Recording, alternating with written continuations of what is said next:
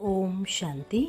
आज हम 8 जून की साकार मुरली के मुख्य बिंदुओं को महसूस करने का अभ्यास करेंगे। सभी अपने स्वमान में बैठ जाएं कि मैं महान आत्मा इन कानों से भगवान के महावाक्य को सुनने के लिए बैठी हूँ और स्वयं शिव परमात्मा महाज्योति का अवतरण मेरे समक्ष हो रहा। महसूस करें कैसे परमधाम से शिव बाबा उतरकर ब्रह्मा के तन में प्रवेश कर रहे हैं और बाप दादा दोनों मेरे लिए, मुझे पढ़ाने के लिए इस धरा पर अवतरित हो रहे हैं। अपने आप को बाबा के समक्ष इमर्ज करें और महसूस करें मेरे सामने स्वयं भगवान बैठे हैं। बाबा मुझे देख रहे हैं और मैं बाबा को देख रही हूँ।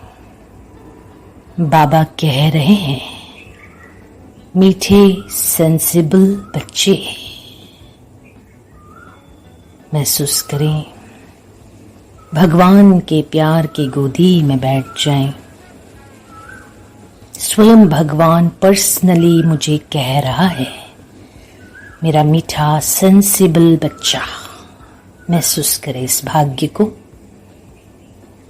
बाबा कहते, मीठे सेंसिबल बच्चे, सदा याद रखो कि हम अविनाशी आत्मा हैं।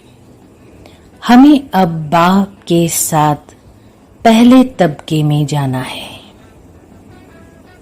बाबा कहते हैं, बच्चे, कौन सी मेहनत तुम हर एक बच्चे को अवश्य करनी है? उत्तर, बाबा कहते हैं, बच्चे, बाबा तुम्हें जो इतनी नॉलेज देते हैं उसे अपने दिल से लगाते रहो। अंदर ही अंदर उसको मनन कर हजम करो, जिससे शक्ति मिलेगी। यह मेहनत अवश्य हरेक को करनी चाहिए। जो ऐसी गुप्त मेहनत करते हैं वह सदा हर्षित रहते हैं। उन्हें नशा रहता है कि हमें पढ़ाने वाला कौन है, हम किसके सामने बैठे हैं। फिर से अपने अंदर वो स्मृति जागृत करें, स्वयं भगवान मुझे पढ़ाने के लिए बैठा है। उस नशे में बैठकर आगे की मुरली सुनेंगे। बाबा कहते, बच्चे, अपने को रूह समझ परम पिता परमात्मा के याद में बैठे हो। हमको रूहानी बाप आकर रिफ्रेश कर शीतल बनाए, हमें नई दुनिया में लेकर जा रहे हैं। बाबा खुद रिफ्रेश करने आया। कितना महान सौभाग्य है, क्योंकि कामचिता पर बैठ भारत जलमरा है। इसलिए स्वयं भगवान बरसात करने आए, ज्ञान की बरसात। वाह मेरा भाग्य। बरसात पड़ने से शीतलता हो जाती है ना बच्चे, धरती शीतल हो जाती है। यह तो बरसात है ज्ञान की। एक ही बार आकर इतना शीतल बनाते हैं, इतना सब कुछ दे देते हैं, जो सतयुग में कोई भी चीज की उत्कंठा नहीं रह सकती। तो ऐसा महान भाग्य महसूस करें। भगवान से, स्वयं परमात्मा से मुझ पर शीतलता की किरणें बरस रही है। महसूस करें। आगे बाबा कहते, बच्चे, शीतलता का असर 21 जन्म रहता है। वहां न बरसात, न किसी भी चीज की इच्छा रहती है। सदैव बहार ही बहार रहती है। वहां कोई भी प्रकार का दुख नहीं रहता। सूर्य भी सतो प्रदान बन जाता है। महसूस करें कि ऐसा महान भाग्य जो सूर्य को भी सतो प्रदान बना दे, ऐसा ज्ञान मुझ आत्मा को मिल रहा है। अपने भाग्य को देखें। और अंदर ही अंदर खुशी का अनुभव करेंगे। आगे बाबा कहते, बच्चे, पतित दुनिया में भगवान आकर पतितों को पढ़ाते हैं। बाप कहते हैं, मैं तुम बच्चों को पढ़ाकर पावन बनाता हूँ। इस पढ़ाई से इनकम देखो कितनी भारी है। आधा कल्प के लिए तुम तकदीर बनाते हो। भारत में गाया हुआ है 21 पीढ़ी। अब तुम बेहद के बाप से 21 पीढ़ी बेहद का वर्षा पाते हो। देखो अपने भाग्य को, इतना जमा हो रहा है जो 21 पीढ़ी हम खा सकते हैं। ऐसी कमाई, ऐसा वर्षा बाबा मुझे दे रहा है। इस नशे में बैठकर मैं महान आत्मा ज्ञान मुरली सुन रही हूँ। आगे बाबा कहते, बच्चे, अब तुमको इस रूहानी पढ़ाई का नशा है। तुम्हारी आत्मा अभी जानती है आत्म अभिमानी बनना है। याद करते रहे तो खुशी का पारा चढ़ा रहे। कोई बड़ा इम्तिहान पास करते हैं तो खुशी होती है, समझते हैं बस इसके ऊपर कोई और पढ़ाई नहीं है। तुम भी जानते हो ना बच्चे, हमारी इस पढ़ाई से ऊंच और कोई पढ़ाई नहीं। राजयोग सीख रहे हैं तब महाराजा महारानी बने हैं। राजयोग तो मशहूर है। परमपिता परमात्मा आकर राजयोग सिखाते हैं स्वर्ग के लिए। बाबा कहते, बच्चे, कहते भी है पास्ट में ऐसा कर्म किए तब तो ये बने।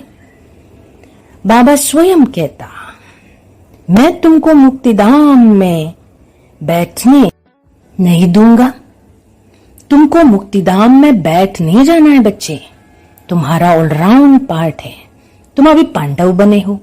कौरव पांडव भाई भाई थे ना, अभी बाप मिला है तो तुम कौरव से पांडव बने हो। बाप तुमको दुख से लिबरेट कर गाइड बन ले जाते हैं। उनका इनकॉर्पोरियल वर्ल्ड कहा जाता है। अभी तुम बच्चे जानते हो, हम निराकारी आत्मा निराकार वर्ल्ड में बिंदी मिसल निवास करते हैं। बाबा कहते हैं, वहां भी निराकारी झाड़ है। ये ड्रामा बना हुआ है। बाप ओबीडियंट सर्वेंट है। बच्चे दुखी होते हैं तो बाप को तरस पड़ता है। बाबा आए हैं ना समझाने। स्मृति आई, हम 84 जन्म लेते हैं। ये रोज बेहद का बाप समझाते हैं। दुख में बाप को ही पुकारते हैं, रहम करो हे दुख हरता सुख करता। भारत ही सबसे सुखी था ना। भारत जैसा पवित्र खंड और कोई नहीं हो सकता।